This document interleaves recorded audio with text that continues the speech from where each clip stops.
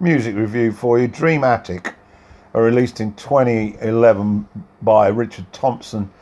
Now, if you are aware, Thompson has been around since the late 60s. He was in the original lineup of Fairport Convention and was with them for a number of years before he left, and made some albums with his then wife, Linda Thompson. They subsequently divorced, and then since then he's had a long solo career, and he's been releasing albums at frequent intervals, and I've listened to quite a number of them. And after initially being somewhat cautious about his folk roots, I've grown to love his music the more I hear it. Although I have to be perfectly frank and say that I don't listen to him enough. He's a guy that sort of slips under the radar, really. And when you're skipping through all the albums that you can listen to on your DVD, he's one that you tend to miss. But I'm trying to get better. Anyway, I really love his music. It always sounds alive. It's always full of passion. He plays his heart out to 110%.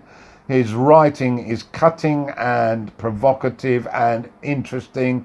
The stories that he tells are always have an edge to them. A lot of them are about relationships that have gone wrong.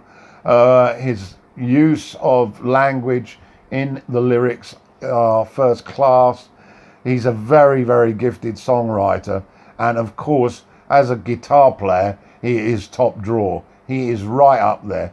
And he always manages to bring a band that have no problem in letting their hair down and giving the audience a cracking time. And this is converted into the studio to a large extent. Dreamatic, well, it gets better and better after additional listen. First listen, you'll probably get to the end and think, oh, that was completely nondescript. But it kicks off with the money shuffle.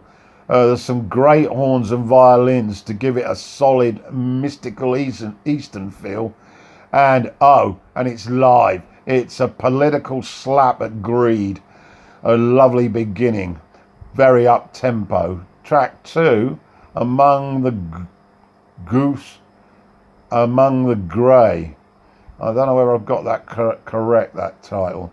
Among the Gong, Among the Grey. It's a retreat into traditional Irish Celtic mystic music. Very, very attractive it is as well. Track 3, Hail Me Up, is a real Irish jig-like song. Lots of rhythm, sets up a fast-paced riff. So sing-along emerges with the helter-skelter violins. And then there's Richard's blistering guitar solos, reminding him he is one of the quickest in the business. It's a hoot listening to it. Track 4, Burning Man, tones things down with an ode. It perfectly meshes his vocal delivery with strings and that complex mixture of lead chord combinations. It's atmospheric and it is about the ultimate sacrifice. To track 5 then, Here Comes Geordie. The whistle, or is it a flute, sets the mood for this old English medieval joint. It's very easy on the ear. Track 6, Demons in her dancing shoes. A funky foot-tapping beat is quickly established as Richard gets us all up to speed. And then the raucous solo takes it up a notch. All new songs on this album are live, I might add. A unique feel to it. Very Celtic as well. Is another sure sign that the listener has a good time listening. Track 7 on Dreamatic by Thompson is Crime Scene. A sombre vocal steers us down that contemplative thought of fate and impending death, and Richard puts all his emotions into the painful picture. Some melancholic violin really adds to the impact. It's a very powerful piece of music with an exquisite guitar solo to maintain the wretched mood.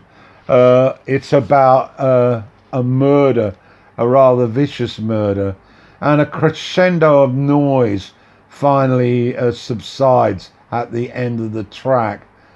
To track 8 then, Big Sun Falling in the River is a respite as it skips away. It's got a pulsy bass line, a little bit MOR by Thompson standards.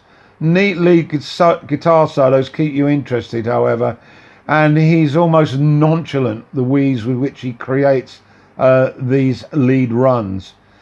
Track 9, Stumble On, a slow tempo arrives in the intro with a mood to fit. He doesn't paint any new ground, but it's Richard Thompson in his element. His repertoire of skills on guitar never cease to diminish in quality, and it's complemented by a nice violin solo. To track 10 then, Sydney Wells. It has that jaunty English jolly feel, the dancing rhythms, hypnotic, a story with sinister ideas that lead to murder. The villain, Sydney Wells, creates images of an array of monsters that have committed brutal acts. The helter-skelter playing is aggressive, to say the least, and it has a rip-roaring violin rap. On to 11 then, A Brother Ships Away. It's a song tinged in loss and maybe some regret. I've noted that it's reflecting on the death of a friend, Davy Graham, by Thompson.